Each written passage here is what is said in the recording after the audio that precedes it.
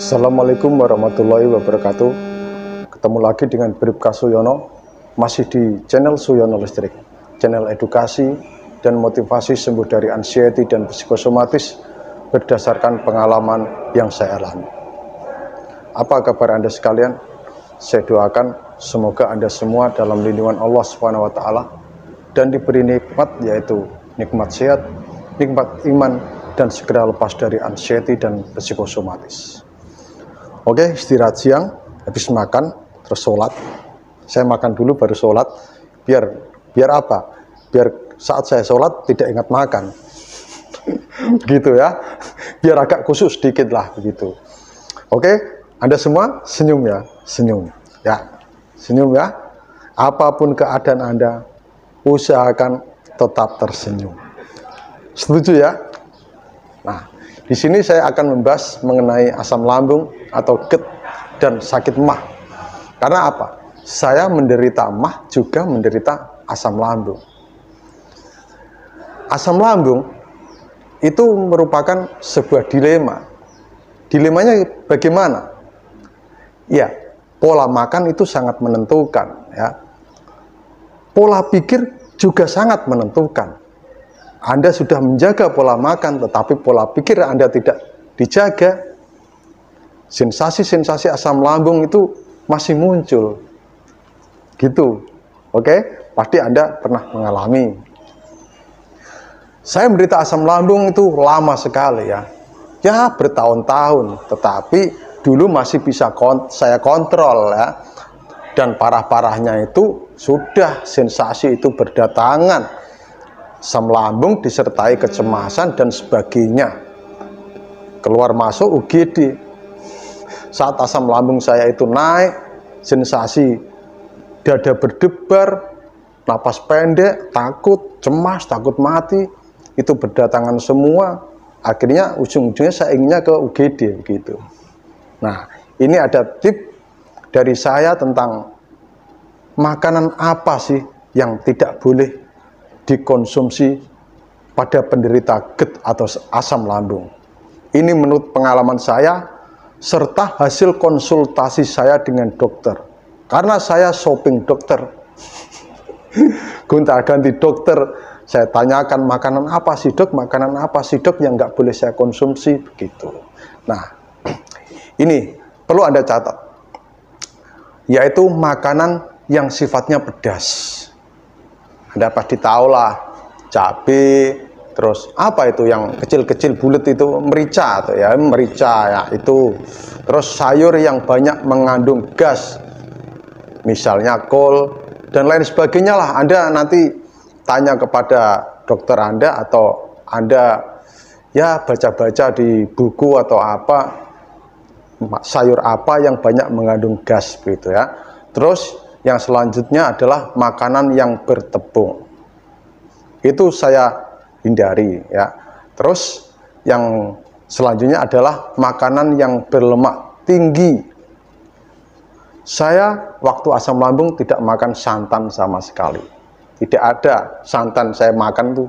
Enggak pernah saya. Terus makanan yang digoreng. Hindari itu. Makanan yang sifatnya asam.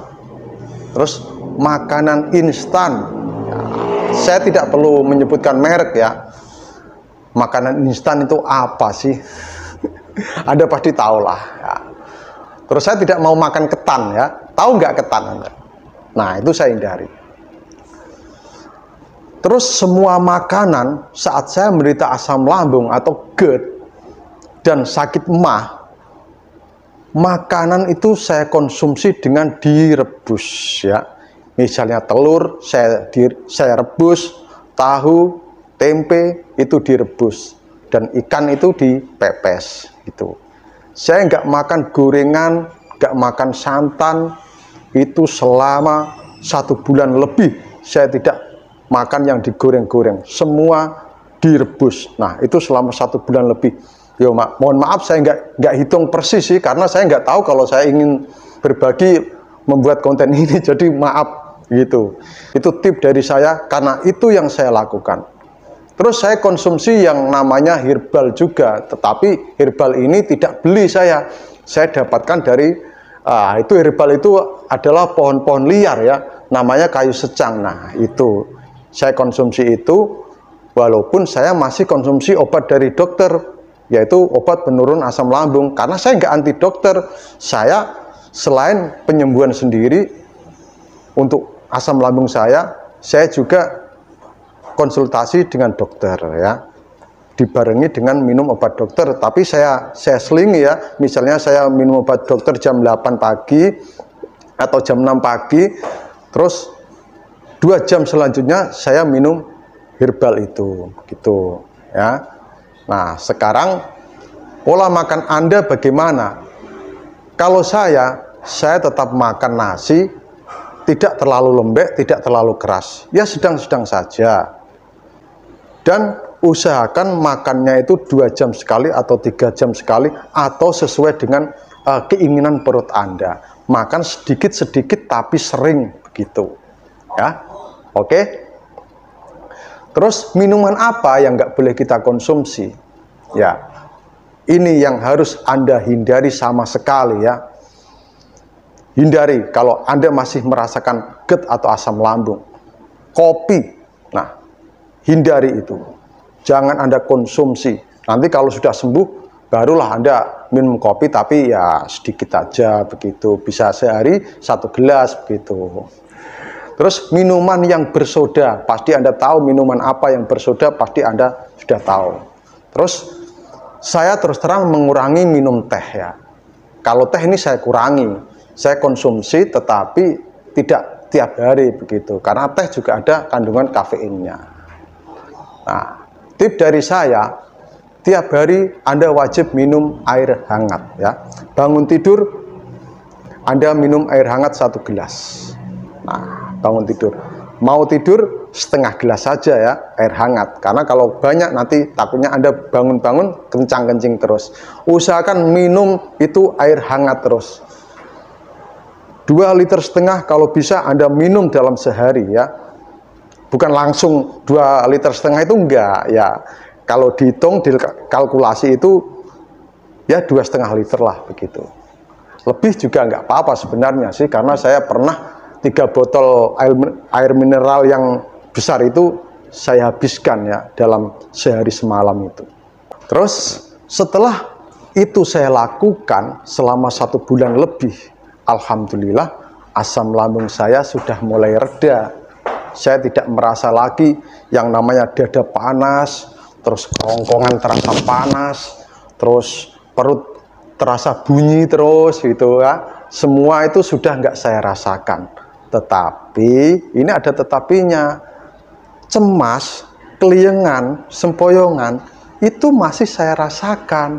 Terus badan lemes itu masih saya rasakan. Saya juga heran, katanya nanti kalau asam lambungnya sudah sembuh, sensasinya sudah hilang. Tapi mungkin itu teori ya. Dalam kenyataannya saya masih merasakan itu walaupun asam lambung saya itu sudah sembuh. Kenapa saya bilang sudah sembuh? Karena saya sudah doyan makan, sensasi asam lambung yang terasa panas kalau makan melilit dan sebagainya itu tidak saya rasakan. Ya.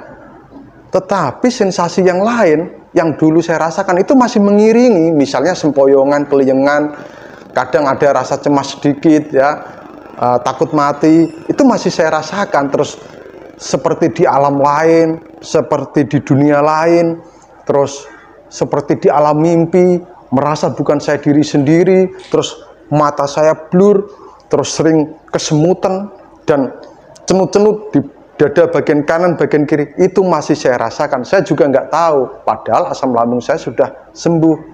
Nah, terus bagaimana tipnya kalau pola makan kita? Misalnya asam lambung ini sudah sembuh, pola makan kita itu bagaimana? Nah, gini ya, asam lambung saya ini sudah sembuh, ya, walaupun sensasi itu masih berdatangan, saya tidak pantang makanan ya, saya tidak pantang makanan, tetapi porsinya saya kurangi. Misalnya saya ingin makan gorengan, waduh masa saya sebulan lebih nggak pernah makan gorengan, nggak pernah makan santan, nggak pernah makan ini dan itu. Akhirnya saya makan lagi, tapi porsinya saya kurangi ya, tidak berlebihan, karena sesuatu yang berlebihan itu juga tidak baik bagi tubuh kita. Betul kan? Saat ini Anda yang hanya menderita anxiety psikosomatis, tidak ada asam lambung, kolesterol Anda normal, terus gula darah Anda normal, terus tidak ada hipertensi. Nah, Anda jangan pantang makanan ya. Karena apa? Kalau Anda pantang makanan, nanti badan Anda akan lemah, kurang gizi istilahnya. Gitu. Nanti berat badan Anda akan turun. Nah, itu ya. Selama saya sudah sembuh dari asam lambung, saya tidak pantang makanan gitu. Tetapi porsi saya kurangi. Gitu ya. Jadi Anda jangan kadang, wah saya kok kambuh begini kok, sempoyongan gini, wah jangan-jangan saya makan itu, jangan-jangan makan itu. Jangan salahkan makanan dulu ya, kasihan makanan itu Anda salahkan. Itu belum tentu dari makanan juga, bisa juga dari pola pikir Anda begitu ya, bisa juga dari kecemasan Anda. Kecemasan itu menyebabkan apa? Otak ini tegang. Kalau otak tegang, otomatis saraf-saraf juga akan tegang. Makanya kadang muncul reaksi otot yang cenut-cenut lah, yang nyeri-nyeri lah, dan sebagainya, yang pegel-pegel. Nah, itu ya. Dan bagi Anda yang masih merasakan sensasi yang masih seperti di dunia lain, terus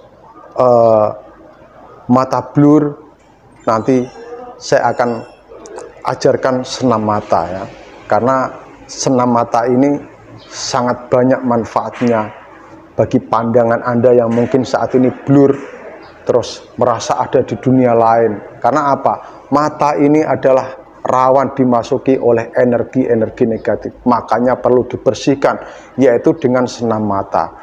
Senam mata ini tidak sembarangan ya, senam mata ini tidak dilakukan oleh sembarangan, harus ada teknik khusus untuk melakukan senam mata gitu. Kok saya bisa melakukan itu? Ya, saya diajari orang kan begitu. Oke, mungkin hanya itu saja.